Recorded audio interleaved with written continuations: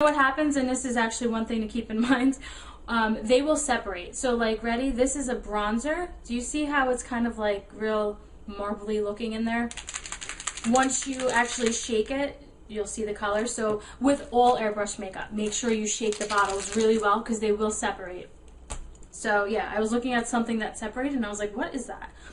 So you can do your foundation, you can moisturize, you can put on blush, you can put on bronzer, and then you could also put on your eyeshadow. And then there's also like a highlighter. So yeah, you could do pretty much everything with this. And I think, actually I'm not sure, so I'm not going to say it, but yeah, you could do a lot of things with this. The cleaner, I like this also because instead of them trying to sell you a cleaner, they pretty much just give you this empty bottle and say, fill to here with rubbing alcohol and to here with water. On the back it tells you. And that's it. You're good to go. So they're not trying to sell you an extra product. The reason why they can do this, like rub the alcohol and the water, is because it's a water-based foundation. Sidebar, other airbrush companies will offer a silicone-based foundation. Silicone-based definitely needs to have its own silicone cleanser.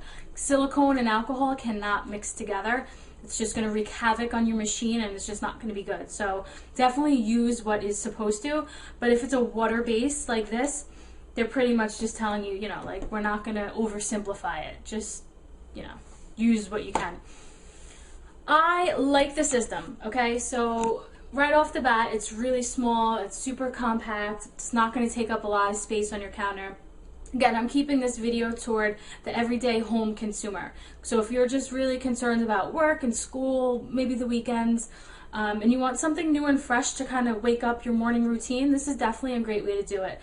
I think airbrushing has gotten to the point where it's a mainstream thing at this point, that, you know, now it's reached the consumer. So this is a great way to have access to that. It's affordable and it's very versatile. Yeah, so pretty much, let me just kind of break this down for you. This is what they call the compressor. This is where the motor and all that is. The on button, off. There's a long hose, and then this is the stylus, okay? This is what you put your product into. And then there's like a little compartment here for that, but yeah, you pretty much turn it on.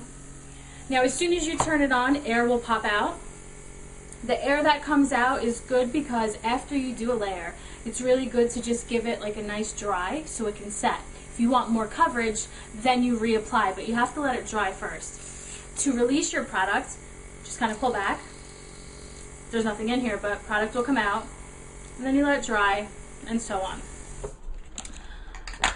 The actual quality of this foundation, and I think that's probably the most important thing, because like I said, it's an airbrush system. They're all the same.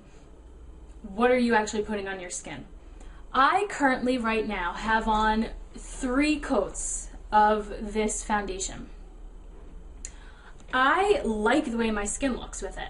It's kind of like the overall finish, the texture of my skin. I feel like it has a little bit of a, not dewy, but radiant kind of look to it. It's definitely not matte, and it's not in between, so I kind of, yeah, I'm happy about that. One thing that I don't like about this is the bronzer. And I would say be really careful with the highlighter. So anything that's going to put the shine or the sheen into your skin, this is when I would say really, really be careful, because if you are still kind of like new at this, you know, when you're putting your highlighter on with your finger, you put it exactly where you want it, end of story. Even though it is pretty specific with the airbrush where you're putting it, and I'm actually going to do that now. I have the foundation on, and I should probably show you how to do the foundation. You pretty much don't want to stay in one spot.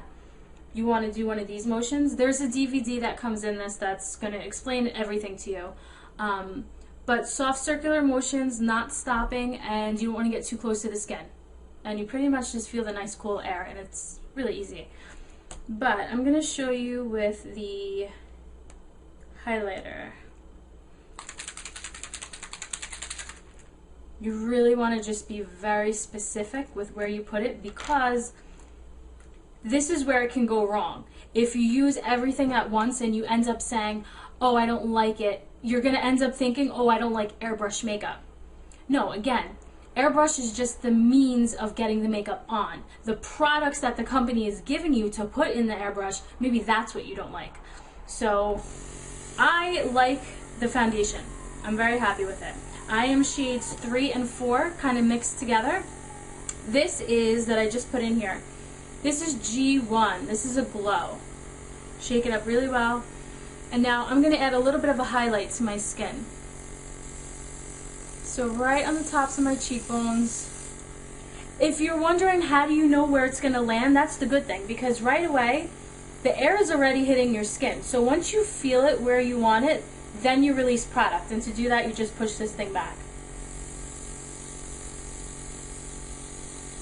Okay, so real gentle highlight on the cheekbones.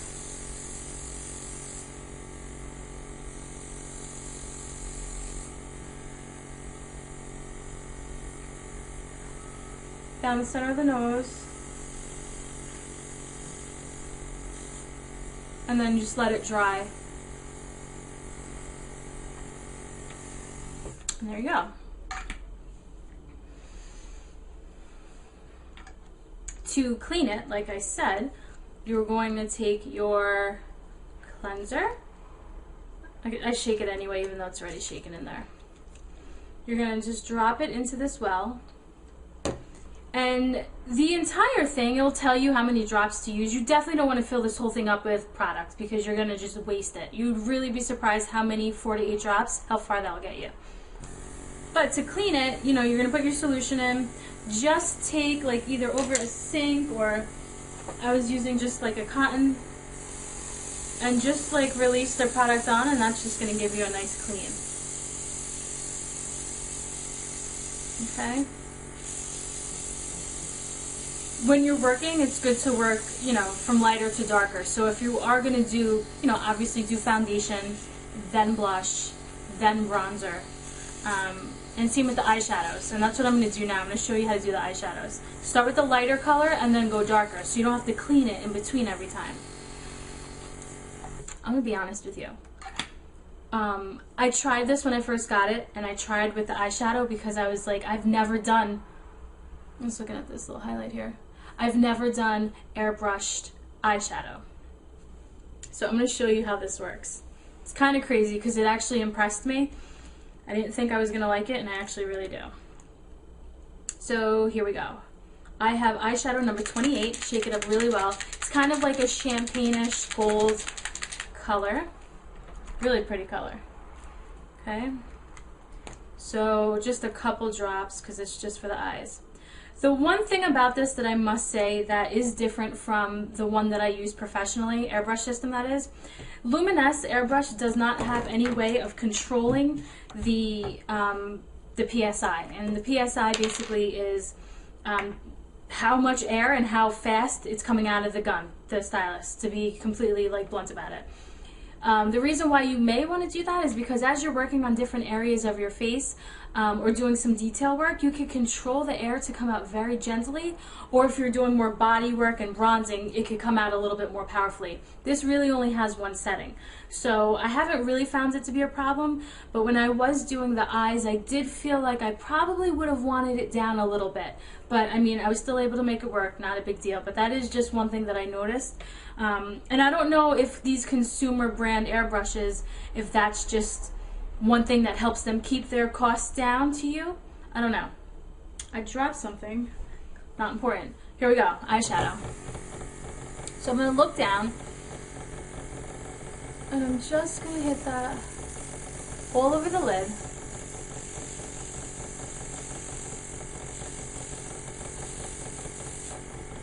And then you really just want to let it dry, especially on the eyes because you don't want it to crease.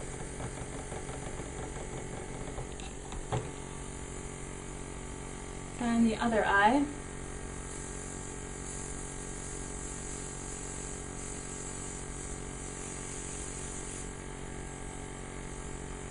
And just let that dry.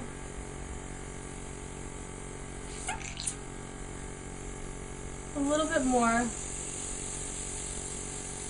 Really getting onto the inner corner just to brighten it up.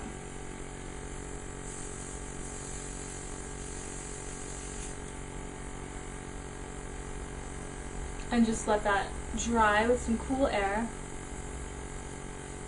Okay. So, same way you would do your normal eyeshadow. Get your lighter color. Now I'm going to get my darker color. This is shade 41. It is okay if I mix the two together, but I definitely want to make sure that all that light is out so I don't dilute the darker color for my crease. Good. And we're going to add a little bit of this. This is like a, kind of like a chocolate brown, it seems. A taupey brown. So I'm going to get a couple drops of that in here. And we're going to get this into the crease. Now I'm going to show you a couple ways to do this. Just thought of this as I was doing this. You can use, actually I was going to use the side of this card to do it. For really, you know, we've all seen the tape trick, right? But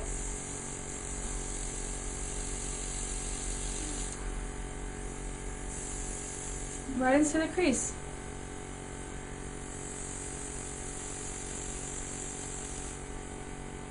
And it actually applies and blends almost as one because it is coming in on such a diffused level. Not bad, right? So we definitely want this to dry. And then we're going to add more because I do want it to be darker. Going right into the crease. Right into the crease.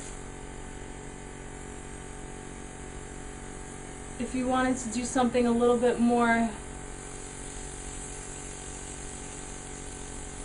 dramatic, you can definitely use a card to kind of give it a crisper line.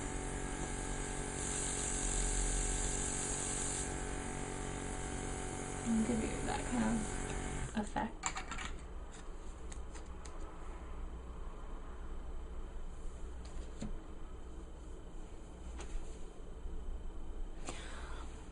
It's cool to do it, but I have to be honest, I really am such a fan of blending and like enjoying the process of makeup. Even when I do makeup on clients, you know, mostly bridal, when I do airbrush, I will airbrush skin, but I always go in with brushes and I always just do the eyes. I like to have that physical contact with colors and blending and control. This is definitely cool, and if you're trying to do things a little bit differently or you know, a little bit more time effectively, this would be a great option. I personally am such a fan of just like, you know, really working eyeshadow. Like, that's just me though. But I mean, this is perfectly fine for somebody, again, you're trying to hop out the door really quickly and you're worried about like blending, are they going to look even? I mean, it's going to look as even as you can spray. So, just going to build one more time, get that crease a little darker. Yeah. What I was saying too, like let's just say I wanted to get the shadow underneath, like where I would usually take the brush and kind of rim underneath. I don't even know if you can do that with this. I really wouldn't, because then you're pretty much just blowing air into your eye, and I don't condone that. But yeah, on the lid it's fine. But I feel like, yeah, I have more flexibility doing eyeshadow otherwise. But I mean, this is not a bad deal. So yeah, hopefully I was able to shine a little light on this whole system for you. Overall, I like it. I think it's amazing. It's really compact. It's great if you're trying to just try airbrush makeup. You want something new and fresh and you're not really like at a professional you know, standpoint to really like get into some of the heavier duty systems. This is very easy to understand, very consumer friendly, and I think it's going to give you a really good result. So yeah.